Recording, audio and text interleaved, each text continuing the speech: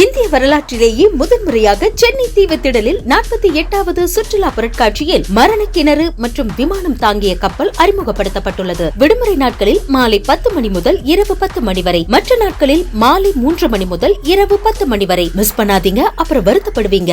தெற்கு ரயில்வேயில் கோவை 283 கோடி ரூபாய் வருவாயை ஈட்டி 3வது இடத்தை பெற்றுள்ளது. இது குறித்த செய்தி தொகுப்பை பார்க்கலாம்.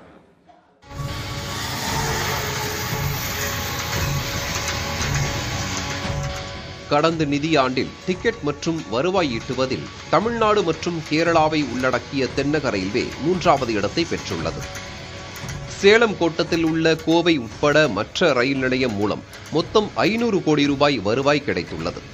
இதில் பயணிகளின் டிக்கெட் வருவாயில் 283 கோடி ரூபாய் ஈட்டி கோவை ரயில் நிலையம் 2 மாநிலங்களில் 3வது இடத்தை பெற்றுள்ளது. கோவை 2 பிட்லைனை மட்டும் வைத்துக்கொண்டு இந்த அளவு வருவாய் ஈட்டி இருப்பதாகவும், 4 பிட்லைன் உட்பட அடிப்படை வசதிகளை அதிகப்படுத்தினால் ஆண்டுக்கு 1000 கோடி ரூபாய் வருவாய் ஈட்டும் என்றும் தொழில்துறையினர் மற்றும் ரயில் பயணிகள் சங்கத்தினர் தொடர்ந்து தெரிவித்து வருகின்றனர். மேலும் சென்னை சென்ட்ரல் 1085 கோடி ரூபாயும், சென்னை எழும்பூர் 525 கோடி ரூபாயும், திருவனந்தபுரம் 205 கோடி ரூபாயும், எர்ணாகுளம் 193 கோடி ரூபாயும், மதுரை 190 கோடி ரூபாயும், தாம்பரம் 182 கோடி ரூபாயும், காட்பாடி 168 கோடி ரூபாயும், கோழிக்கோடு 148 கோடி ரூபாயும், திருச்சி 140 கோடி ரூபாயும் வருவாய் ஈட்டியுள்ளன. மாநிலத்தின் பழமையான ரயில் நிலையம் தென்னிந்தியாவின் மான்செஸ்டர் என்று அழைக்கப்படும் கோவை ரயில் நிலையம் தொடர்ந்து தென்னக ரயில்வேயிடம் புறக்கணிக்கப்பட்டு வருகிறது. குறிப்பாக கேரள மாநிலத்திற்கு அளிக்கும் முக்கியத்துவம் கோவை மாவட்டத்திற்கு வழங்கப்படுவதில்லை என்றும், கோவை ரயில் நிலையத்தை மேம்படுத்துவதை உறுதி செய்ய மாநில அரசு முயற்சித்து மத்திய அரசுக்கு அழுத்தம் கொடுக்க வேண்டும் என்றும் தெரிவிக்கின்றனர்.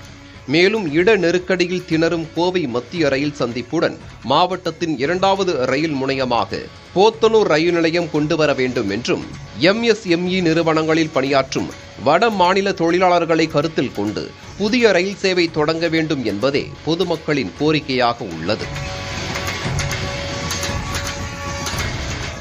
புதிய தலைமுறைக்காக ஒளிப்பதிவாளர் முத்துப்பாண்டியுடன் செய்தியாளர் ஐஸ்வர்யா.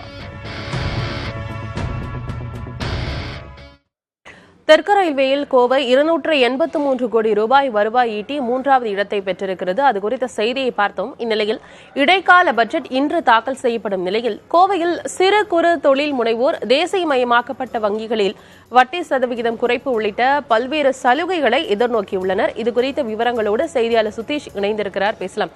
சுதீஷ், கோவையை பொறுத்த வரைக்கும் சிறு குறு தொழில் நிறுவனங்கள் எவ்வளவு இருக்கு, அதன் மூலமா எவ்வளவு பேர் பயன்பெறாங்க, இன்று நடைபெற இருக்கும் இடைக்கால பட்ஜெட் மீதான அவர்களோட எதிர்பார்ப்பு எப்படி இருக்கு?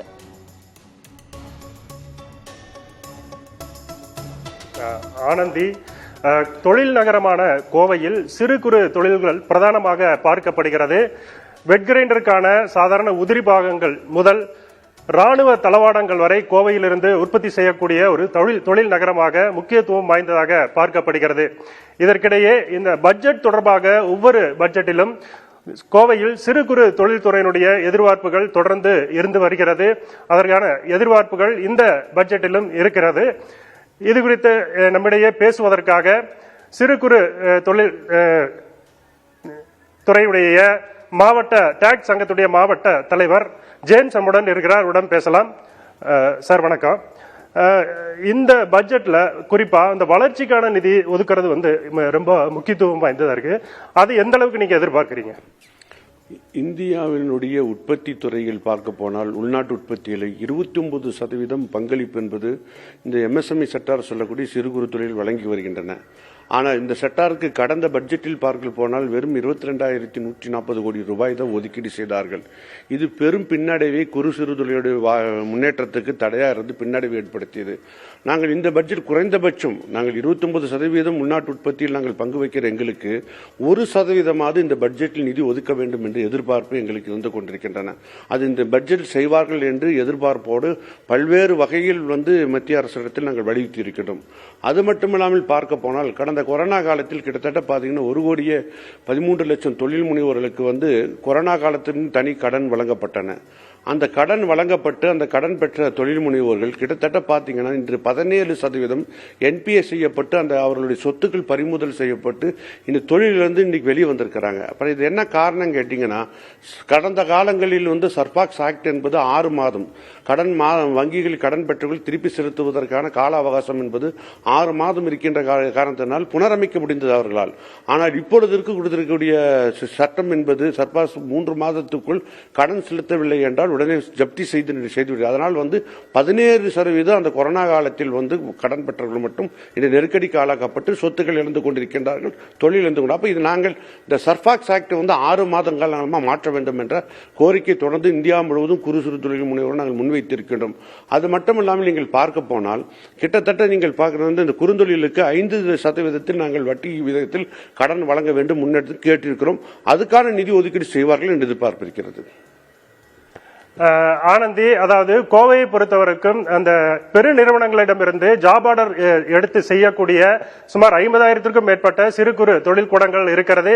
இது நேரடியாக 5 லட்சம் தொழிலாளர்களும் மறைமுகமாக 2 லட்சம் தொழிலாளர்கள் என 7 லட்சம் தொழிலாளர்கள் இதை வாழ்வாதாரமாக நம்பி இருக்கிறார்கள். இதற்கான நிதி ஒதுக்கீடு, வளர்ச்சிக்கான நிதி ஒதுக்கீடு, வங்கி சார்ந்த நடவடிக்கைகள் என்பது மிகவும் எதிர்பார்க்கக்கூடிய ஒரு அம்சமாக இருக்கிறது. ஆனந்தி, குறிப்பா கோவை மட்டும் இல்ல, திருச்சி, சென்னை உள்ளிட்ட பல்வேறு மாவட்டங்களிலுமே சிறு குறு தொழில் நிறுவனங்களுக்காக பிணையில்லா கடன் வழங்க வங்கிகள் தயக்கம் காட்டுவதாக அந்த ஒரு கோரிக்கையை எல்லாருமே முன்வைக்கிறாங்க.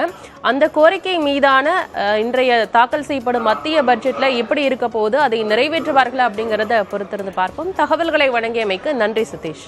இந்திய வரலாற்றிலேயே முதன்முறையாக சென்னை தீவுத்திடலில் 48வது சுற்றுலா பொருட்காட்சியில் மரண கிணறு மற்றும் விமானம் தாங்கிய கப்பல் அறிமுகப்படுத்தப்பட்டுள்ளது. விடுமுறை நாட்களில் மாலை 10 மணி முதல் இரவு 10 மணி வரை, மற்ற நாட்களில் மாலை 3 மணி முதல் இரவு 10 மணி வரை. மிஸ் பண்ணாதீங்க, அப்புறம் வருத்தப்படுவீங்க.